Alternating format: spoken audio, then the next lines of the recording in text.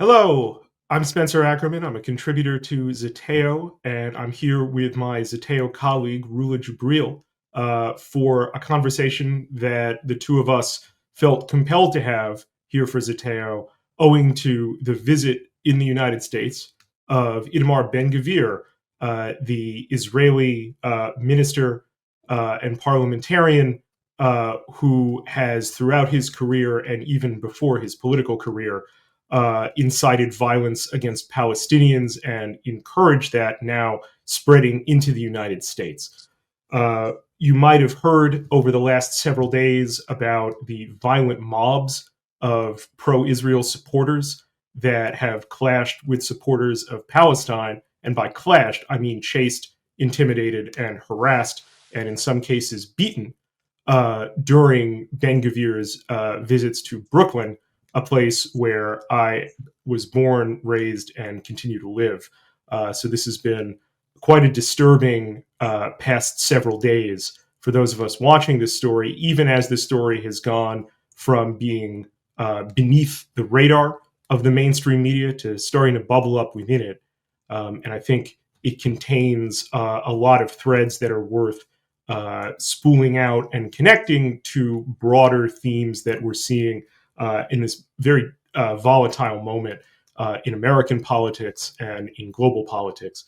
But one of the things I wanted to start with before I turn to my friend Rula, right before we began, recording this, I received a statement from the woman who was intimidated, harassed by the pro-Ben-Gvir mob in Crown Heights on Eastern Parkway on Thursday night. And I thought it would be valuable for me to read it to you for context of what this woman experienced. She sent this in anonymously, as she says that as a Crown Heights resident, she fears retaliation should her real name go out there. So I'm going to read this now. It's a bit long. I hope you'll bear with me. However, it's, I think, very important to hear this full statement from this woman in her own words. So I'm going to start reading it now. On Thursday night in Crown Heights, I was violently assaulted by a mob of Orthodox Jewish men while NYPD officers stood by and failed to intervene, as documented in numerous videos online. This attack is part of a broader pattern of unchecked violence in the neighborhood, and I am demanding an immediate hate crimes investigation and action from city and state officials. As a lifelong New Yorker and a Crown Heights community member who has lived here for nearly a decade, I happened upon the aftermath of a protest in my neighborhood. By the time I arrived, the protesters were gone, but hundreds of Orthodox Jewish men were on the streets and sidewalks. A few neighbors, including myself, stood on the sidewalk observing. When people began filming near me, I pulled up my scarf to cover my face, as I did not wish to be filmed. As soon as I did this, a woman began screaming at me, and a group of at least 100 Orthodox Jewish men quickly encircled me. They threatened me with rape and hurled vile insults like, "You are a waste of semen," and "You are a failed abortion." I moved closer to the long line of police officers standing nearby, but they did nothing to intervene or protect me. As I tried to leave, a single officer attempted to escort me home, but the mob followed, growing in number. They screamed at me, "Go back to Palestine," and shouted, "Death to Arabs" in Hebrew. They kicked me in the back multiple times, spat on me, threw objects at my head, and hurled a trash can and a traffic cone at me. I was terrified. The police were not protecting me, and I realized I could not lead these men to my doorstep. I had nowhere to go. I didn't know what to do or how to protect myself. I'm afraid in my own neighborhood now. This terror gave me a glimpse into the daily reality faced by Palestinians under occupation, subjected to violence, dehumanization, and abandonment. What happened to me is not isolated. It is part of a broader system of violence that demands urgent accountability and dismantling. This incident is part of the long and fraught history of tensions involving this community in Crown Heights. Less than 2 weeks ago, in an unprovoked attack, members of this same Orthodox Jewish community brutally beat an elderly black man in a wheelchair, throwing him onto the sidewalk. Earlier on Thursday night, the same mob that attacked me threw a brick at a Jewish Israeli woman's head, causing serious injury, and assaulted an anti-Zionist Hasidic man, removing his religious head covering, chasing him after he tried to leave, and smashing his phone. Both of these incidents happened in plain view of the police, who stood by doing nothing and rendering no help to the victims. This neighborhood does not belong only to them. It belongs to all its residents, and their gang-like impunity and use of terror to exert control over other Crown Heights residents must not go unpunished. I demand that the NYPD investigate all of the incidents of this evening as hate crimes. Every NYC official who represents this area, Councilmember Crystal Hudson, Councilmember Chio Say, Assemblymember Brian Cunningham, Mayor Eric Adams, Senator Zellner Myrie, who I want to interject is running for mayor, Congresswoman Yvette Clarke, Attorney General Tish James must act. Governor Kathy Hochul, who has campaigned on her commitment to expand hate crimes laws, should speak about this violence with the same urgency she reserves for protected acts of free speech on college campuses. And while Mayor Adams tries to paint this evening as an example of two sides doing something wrong, the simple truth is that there was unchecked violence perpetrated by the people who attacked me. This attack must be treated with the same outrage and seriousness that would follow if a mob of Arabs or any other ethnic group assaulted a woman and threatened her with rape. NYPD has the resources to surround and kettle protesters. With the scores of police present who witnessed this violent attack and did nothing, I find it hard to understand this as anything but willful refusal at worst, negligent failure at best, to protect a member of the community due to the identity of the perpetrators. The way the NYPD polices protests in New York City, brutally repressing the side that Mayor Adams ideologically opposes, while allowing and encouraging violence from the side that Mayor Adams supports, has to change. Eric Adams and the NYPD are implicated in this hate crime as much as the mob of Zionists calling for my rape and death. And that's the end of the statement. Rula, I'd be very interested in your thoughts on this and the broader issues that it brings up. So this is what, when I read her words and when I saw the videos, and it took me back actually to my reality of a Palestinian who lived in East Jerusalem. This is precisely what happens in Palestinian occupied territories in East Jerusalem, the West Bank, and beyond. And these are the kind of attack, thugs, mobs, fanatics who storm my neighborhoods, Bab el-Majlis in East Jerusalem, and we're chanting the exact same things. Kill them all, death to Arabs, and rape threats. It is jarring to see this is happening in the United States. Liking this video? Then don't just watch, hit like, share, and subscribe. And tap the bell so you never miss a video or live show. But if you want early access to exclusive content, then you have to head to zeteo.com and subscribe now. You'll be supporting fearless, independent journalism.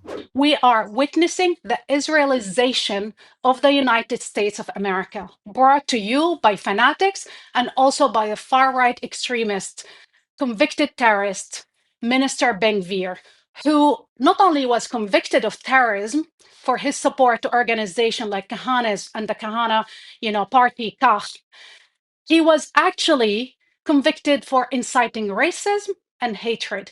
He, on air, multiple times called for the killing of Palestinians like myself, not because they committed any crimes, because our existence in his eyes, our threat is a threat to the Jewish supremacist project that he has in mind, to the fanatical one, not even the secular one. This is the guy that bragged about the torture taking place in prisons, inside the prisons, where Palestinians were tortured to death and raped, like my friend Adnan El-Borsh, who was actually the director of the Al Shifa hospital, killed, tortured to death inside the Ofer prison and inside Sedat Man. This is the guy that was, his signature policy is war crimes, is mass murder, is starvation and death. He bragged about it. And then he come to the United States. He's received as a hero in certain circles. He goes to Mar-a-Lago. He's received at Yale. And yes, he talked inside Yale at a very specific group. You know what he said when he was there? He talked about rebuilding the Third Temple. Rebuilding the Third Temple requires the destruction of the Aqsa Mosque, the holiest site for Islam in Jerusalem. He is inciting a religious war. This is the guy that is being welcomed in the United States, and the normalization of the Ben-Gvirism or the Kahanism will lead to more attacks like the attack that that woman actually witnessed and was subjected to, will lead also to more murders, like the murder of that child in Chicago during, the war, the beginning in November 2023, will lead to massive war crimes. And we need to be aware of what these kind of attacks represent.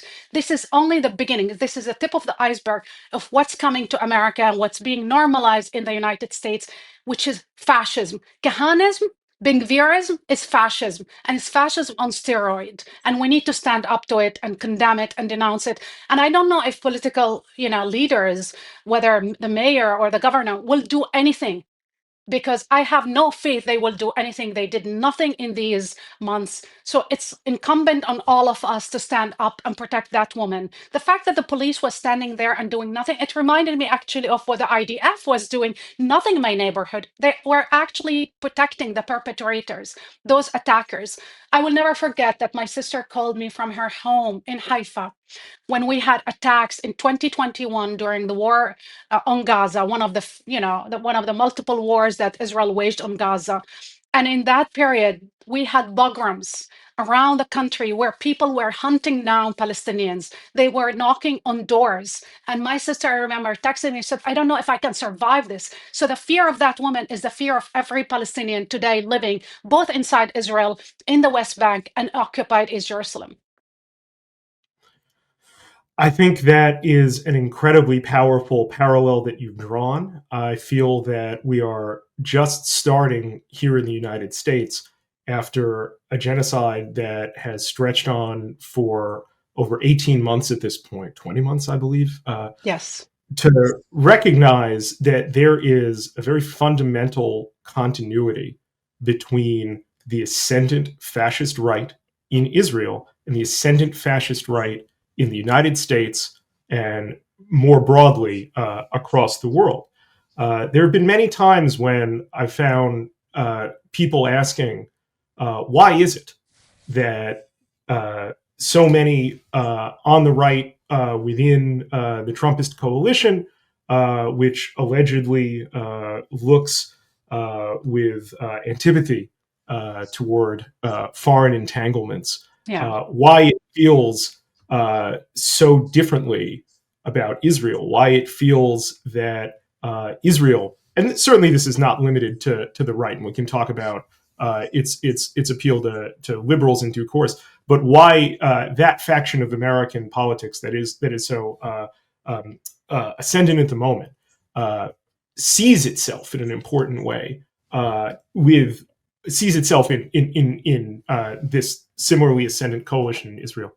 And I would submit that what the right sees on the march in Israel is what it wishes for the United States: an unambiguous, unapologetic defense of supremacy, a normalization of violence against political enemies, by far not just the acknowledged enemies within Palestine, but more broadly with any element of civil society, of legal institutions, and most definitely of international solidarity, not only with the Palestinians, but with traditional models of the rule of law and institutionalism that poses important checks on the ability of fascism to entrench itself and to perpetuate itself. This is not an instance in which there's a blind spot. This is an instance in which these two strains of the same element of politics in Israel and the United States see each other more clearly than certainly the liberal critics in the United States see this seemingly perplexing alliance within these two countries. I feel that we have to start if it's already happening, I believe, but I believe we have to start centering the understanding of these two political phenomena as fundamentally related, mutually Identical. reinforcing. Yes. And if I may, the whole idea, what is, the whole idea in the Covenant of Nation, in the Versailles Treaty, the Palestine Mandate required one country for all the inhabitant of the land. Israel's own Declaration of Independence talked about equal rights. And for them, for these kind of groups, what happens in the United States is absolutely an existential threat, which is a multi-ethnic, multiracial, multicultural democracy. They don't want none of that. I mean, not only they are waging a war on the whole idea in the name of the idea that there's always a supremacist group and there's always an inferior race, an inferior group that need to be subjugated and dominated. I'll never forget, and most people, point out to multiple, instances in which the Israelis talk about President Obama, a black man whose father happened to be a Muslim. I remember that discourse in Israel is like, oh, we like Obama because he's black and we like our coffee. I mean, like the kind of racist discourse. This is a country that in the 90s, towards Ethiopian Jews, people who look like me, they actually injected them against their will, secretly, with Yes. contraceptives, so they could not have children, so they can keep a dominant white majority. They did not want to have black Jewish people who look like me, people who, in their view, are a different race, an inferior race. And this is basically, the end of it. So when we talk about religious nationalism or Jewish nationalism, the main idea that tie both of them is basically a racial supremacy, which the ICJ, the International Court of Justice, condemned the 19th of July, 2024. And in the United States, there's a long history of fighting against white supremacist terrorist organizations that wage that kind of war on Black Americans, on African Americans. And the allies of those African Americans and minorities in America were a lot of Jewish Americans, because they did not want to have that model imported and implemented in the United States. They rejected in total that kind of political system where there's a racial hierarchy, where there's people who are on the top dominate and other who are subjugated and basically ignored and without any rights. And I think we need to bring the fight to the essentials, to explain to Americans this is nothing to do with Jewish, security or anything. Actually, in the name of Jewish securities, we are seeing organizations like ADL saying, yes, we cheer Donald Trump when he goes after universities like Harvard and others, while justifying the Nazi salute done by Elon Musk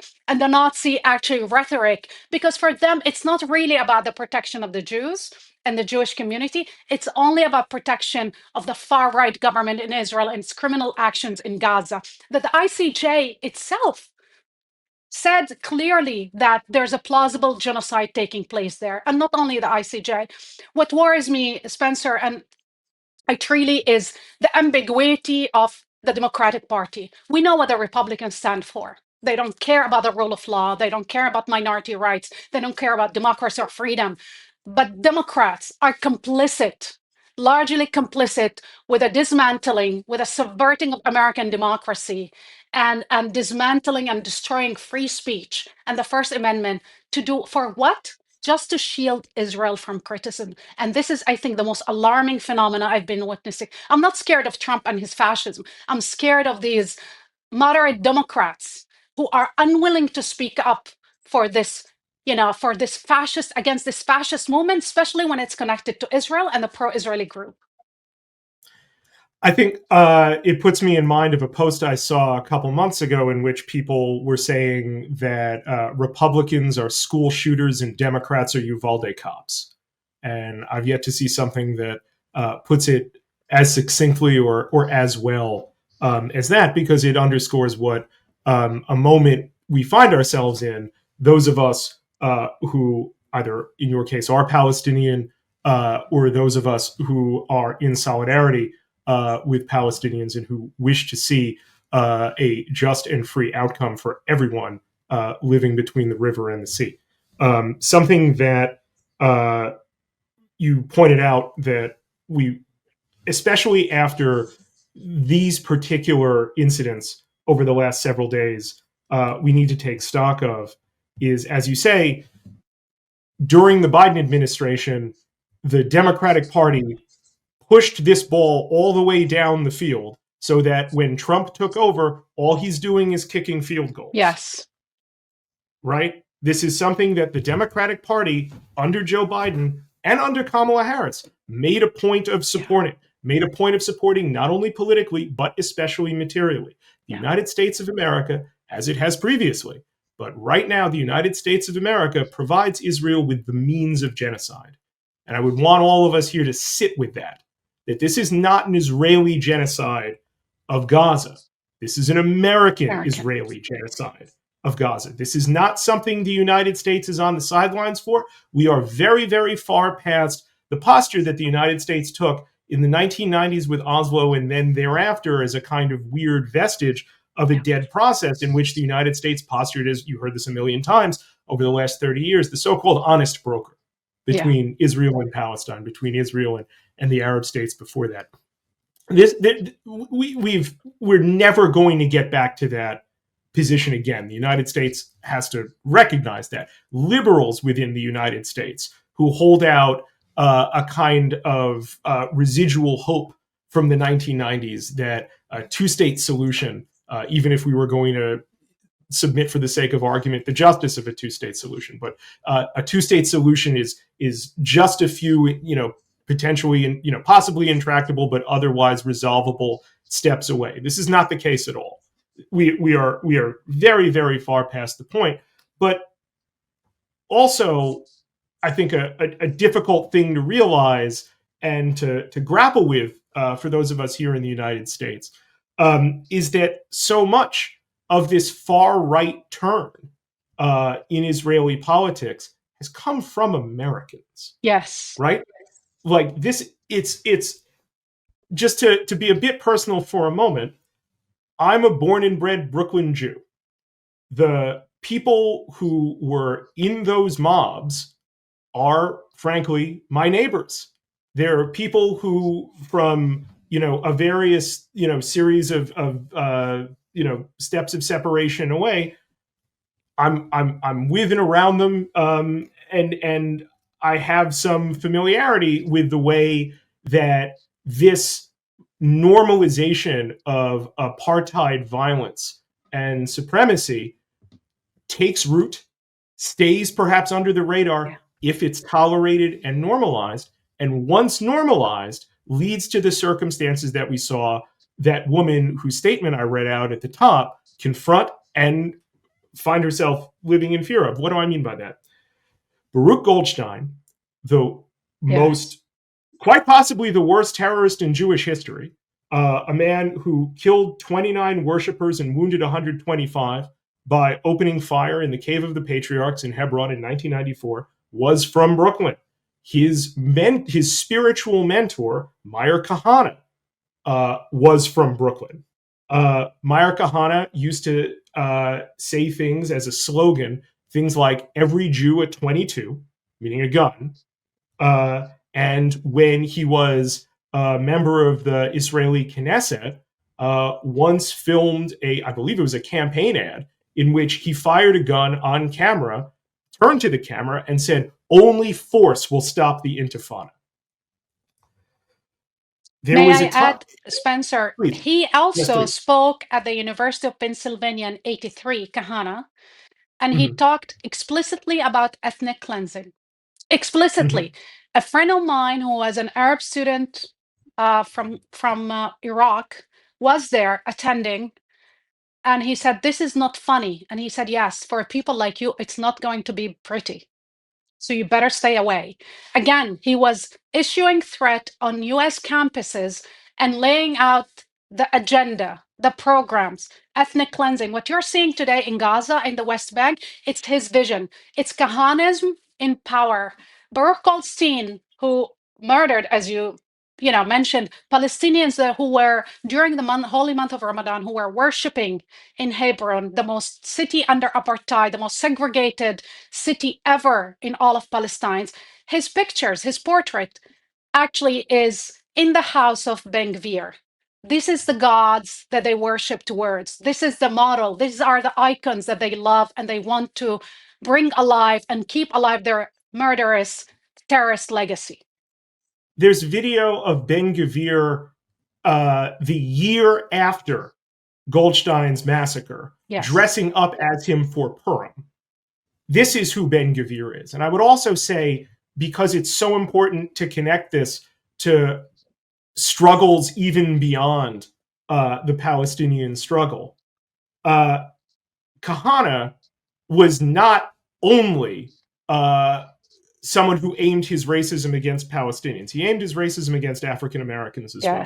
One of the stories that I grew up with, my mother grew up in a neighborhood in Queens called Laurelton. If you've been to JFK, the airport, you're familiar with Laurelton.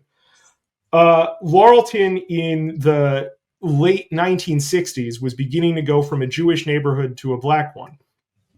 Meir Kahana brought out his youthful thugs known as the Jewish Defense League, and my mother would tell stories of these thugs coming up to her as she would walk home from school with her friends, who would be black as well as Jewish, and separate them and try and act as if they were protection for my mother and her other female friends from black people in the neighborhood. They needed no protection from those people. They were the ones, the JDL, the Kahanists, were the ones who incited divisions and hatred between neighbors based on race and ethnicity. That is who Meir Kahana was. That is what his legacy is. That is where he is the Baruch Goldstein and now Itamar Ben-Gvir are the logical extensions of that. And now we've gone from a circumstance in which the Koch party that Kahana founded was banned in Israel initially, because this was even for we can debate the different phases of Zionism as relates to 76 years of Nakba. It has taken different phases over that term. And in the 1980s, the 1970s, the 1980s, these viewpoints were at some points banned. Kahana became a pariah even in the Knesset. When he would give speeches, the other MKs would walk out. They would turn their backs. They used to be marginal. Goldstein was considered, even after in the 1990s, when protests attended and led in some cases by Benjamin Netanyahu for calling for the death of Yitzhak Rabin for the crime of Oslo. Yitzhak Rabin, someone who had a whole lot of Palestinian blood on his hands, remember. Even Goldstein was too far after the Cave of the Patriarchs and then after Yigal Amir murdered Rabin. So we've gone from that circumstance to now in 2025, Itamar Ben-Gvir is by no means marginal in the Israeli government. He is in fact descendant. This is the wages of normalization. So far that in the United States, he can go on his little tour, speak to his supporters, and his supporters feel so invigorated by not just his ascendance, but the ready enthusiasm of the American right for this. You would have, remember, under the Biden administration, they tried to pretend that like Ben-Gvir and Smotrich were marginal figures not worth responding to for the genocide, rather than absolutely crucial members of the governing coalition of the ascendant party that the United States would deal with. Now we've reached a point where under Trump, there is no more pretense that these factions in the Israeli government are meaningfully distinct, right? And what nevertheless we saw after this woman was assaulted by this mob is that the spokesperson for Chabad felt destabilized, right? put out a statement. It was, of course, a both sides statement, but nevertheless felt pressure from the circulation of these videos, from the obvious fear, intimidation, violence, and menace that they presented, felt the need to condemn that and distance themselves from it. I bring this up to point out that as ascendant as this dangerous current in both American and Israeli politics might be at the moment, it's not invincible, and it's fearful for itself. It doesn't know where the line is that will prompt the massive backlash. But Have we seen it so far? yes, in fairness, Please go ahead. Spencer, it's there's a reason why this all was normalized. And I speak as a journalist now. I am ashamed of our media ignoring, suppressing, because propaganda is not only spewing and perpetrating falsehood, it's also suppressing certain information. If a group of Arab or Muslim men or Afro-American men were chasing a Jewish woman, I would be sure that it would be covered wall to wall. Everywhere. I am confident it will be covered on every news network. I will never forget CNN interviewing a representative who talked about 15,000 Palestinian children killed. And the journalist responded, at least they were not raped. And I was stunned to see that reaction. 15,000 Palestinians murdered in cold blood. I said, but at least the Israeli army did not rape them, as if the charges of rape justify the murder of 15,000 children. You and I get invited sometimes to these main news, TV networks, CNN, etc. And every time I have to face, I'm given 5 minutes, not even 5 minutes, with 4 people, and I have some Republican, basically operative, not even an expert on the issue, not a historian, not a foreign policy expert, shouting that it's all Palestinian people's fault, that whatever famine, whatever starvation, whatever mass murder of children, of babies, that it is somebody else's fault. It's not America that provide the weapons, and it's not Israel that is doing the killing and the mass killing and carrying out the genocide. It is the people who are being murdered and slaughtered, that it's their own fault.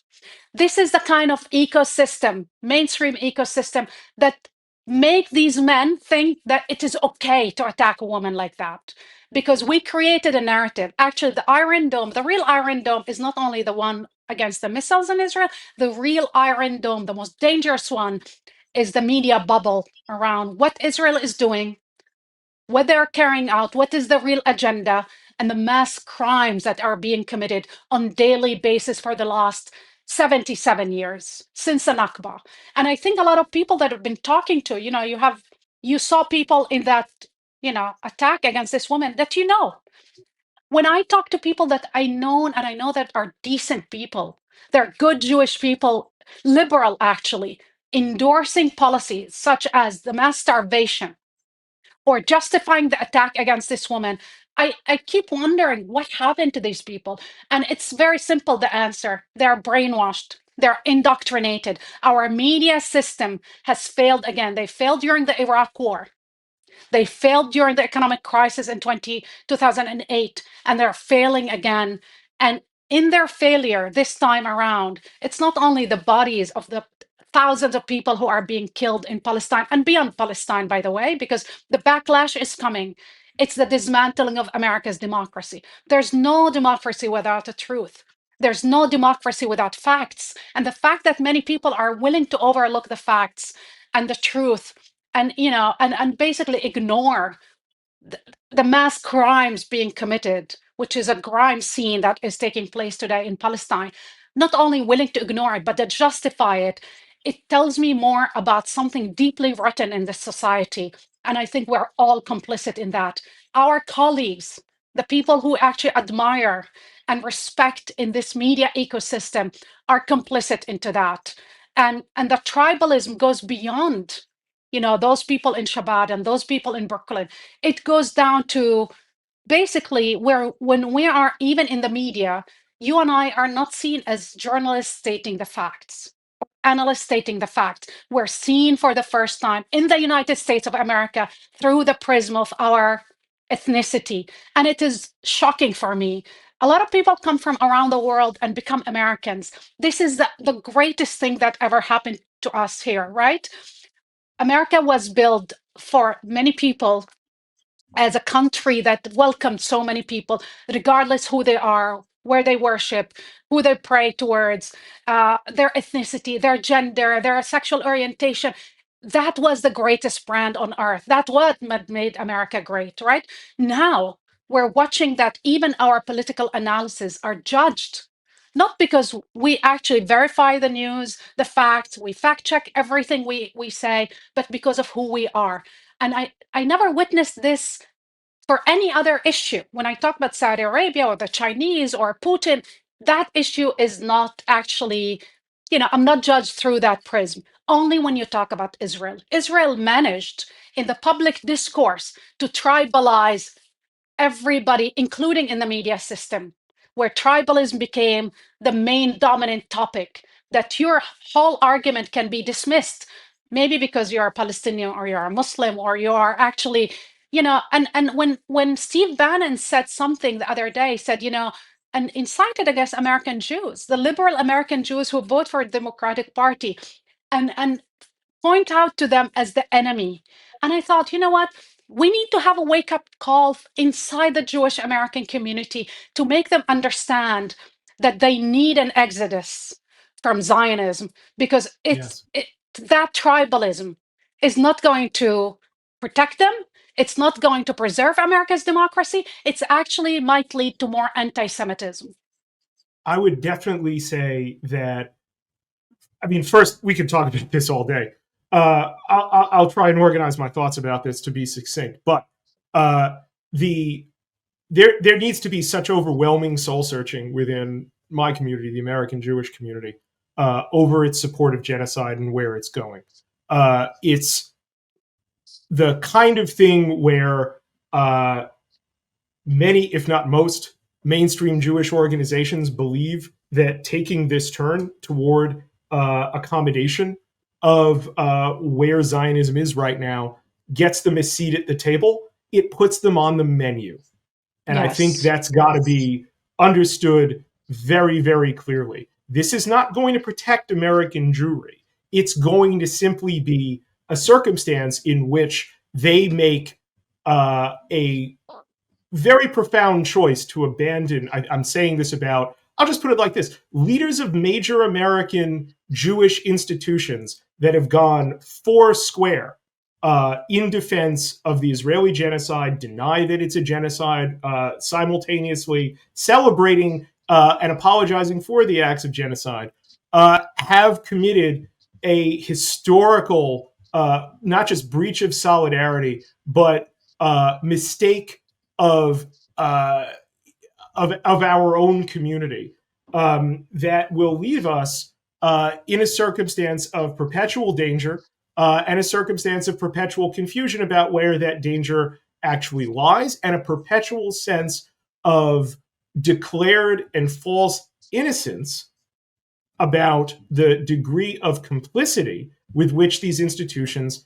have operated, feeling like criticism of the genocide that does not, in fact, take forms of violence, nevertheless is violent. You can see this with Eric Adams' statement speaking about how the protesters in Crown Heights against the Ben-Gvir appearance, where I believe they said, I think he says this sort of to conflate both what happened to the woman and the protests themselves. We will not tolerate violence, trespassing, menacing, or threatening.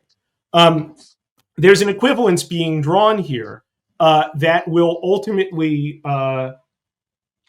keep us blinded toward who the victims are and who the aggressors are. And I would also say, when you spoke so eloquently about how you in the media are dehumanized, totally. What is happening to Palestinians? What has been happening to Palestinians, not just in their native land, but here in the United States through media representation, ought to be recognized first on a scale of continuity with settler colonialism here in the United States, but also as a warning to minority communities in the United States of what is going to happen to them, if I can speak as a Jew here, to us, when this form of politics remains ascendant and unchallenged.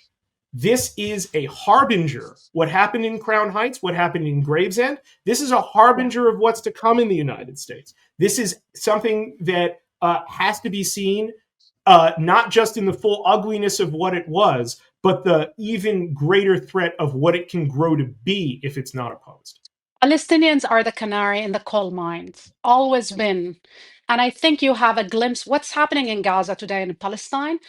You have a glimpse of the future that humanity will be, the future for the entirety of humanity. Once you dismantle international humanitarian law, there's no safety for anyone.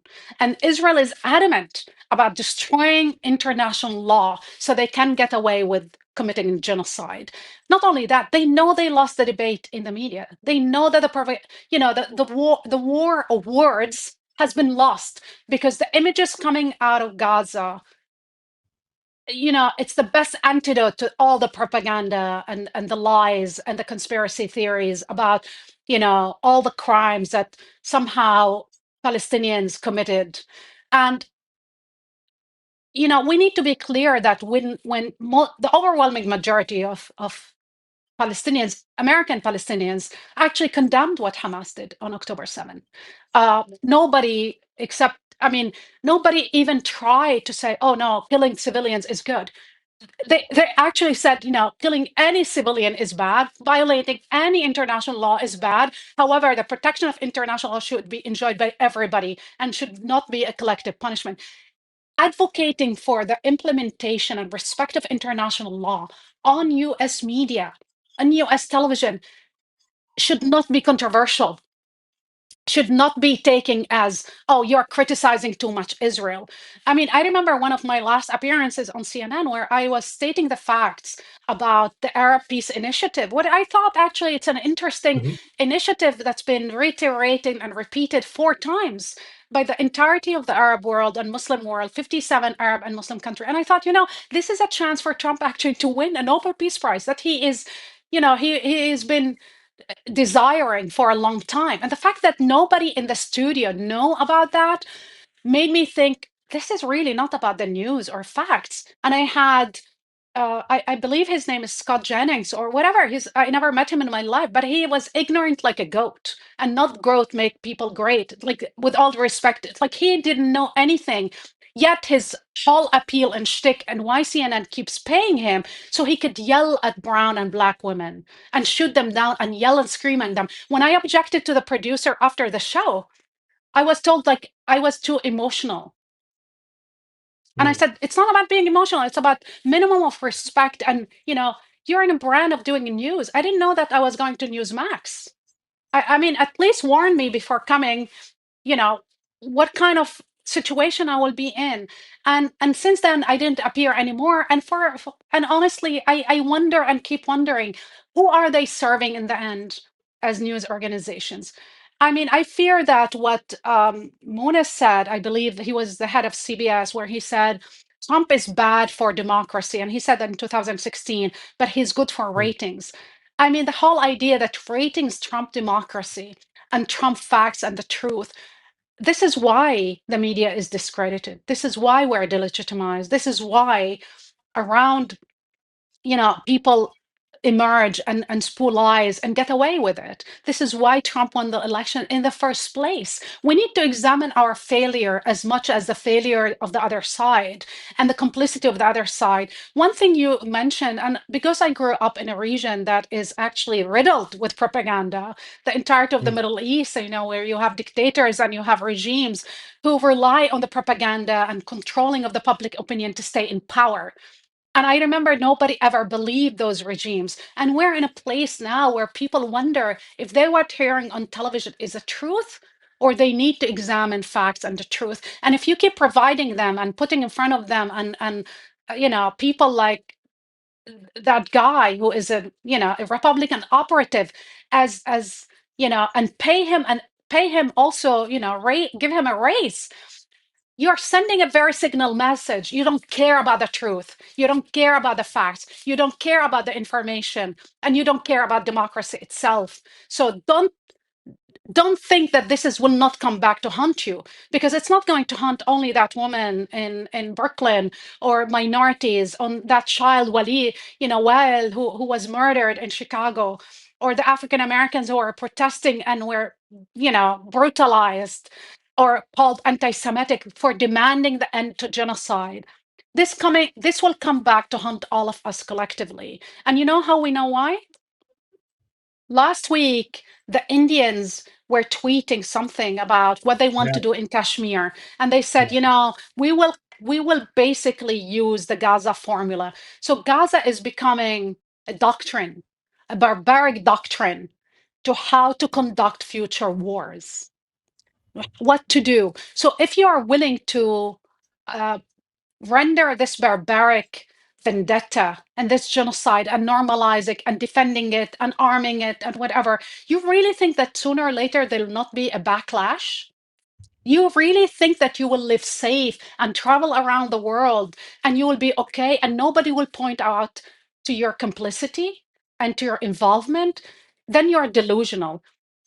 Just read what the CIA is writing right now about the level of anti-Americanism in the world, the hatred around the world, not only towards the Israelis, but towards the enablers, the complicit. And I worry, because my fear that, exactly like the American administrations, the Republican Party, and Netanyahu and Ben-Gvir criminalized every Palestinian to say that they are all Hamas. Exactly what I believe the president of Israel himself said: there's no innocent civilians. Everybody is complicit and everybody is responsible. This will be used also against Americans. This will be the same exact talking points and propaganda that will be used against every American, whether you voted for this government or you ignored what the administration was doing. And Spencer, one of the things that really worries me the most when I see the Democrats coming out and talking about how can we, move away from Trump and create a coalition and opposition. Well, Canada showed you, they just won. The Labor just won. The new prime minister actually called it a genocide, and he actually talked about an arms embargo. They showed you how you can win. And then we have news about what Biden done, what Biden and Kamala Harris done and didn't do. They never pressured Israel for a ceasefire, never pressured them. We all knew this behind the scenes, but now we have the confirmation. When you have Jack Sullivan himself and his advisor around him publicly defending Israel and privately saying, they're doing nothing except killing people. They're not achieving anything. The only thing they are achieving is killing people. This is a kind of hypocrisy and double standards and criminality that made them lose the elections. And I think if we want to win shortly and move away, we need to embrace, the idea that international law is, and America's law has to be implemented, has to be respected by allies and foes alike. I would just add one thing to that extremely eloquent and horizon-touring assessment, which is that it's one thing to talk about hypocrisy, and it's certainly evident, and it makes a lot of sense to talk about hypocrisy, but I would put it in a slightly different context. Institutionalized hypocrisy has a name. It's called exceptionalism. Yes. It's something that we see not only in Israel, certainly in the United States, and in so many different societies where certainly the right wing is ascendant. The point is not to say that there are universal rules which everyone has to apply, which apply to everyone. The point instead is to say there are in fact not those rules. There are different tiers of whether you want to call it citizenship, whether you want to call it existence, Yes. in which certain rules apply to certain people and not others. That is what MAGA sees in Israel and celebrates. That is what the far right around the world sees in Israel and embraces, even as they may be in every other context to various degrees anti-Semitic.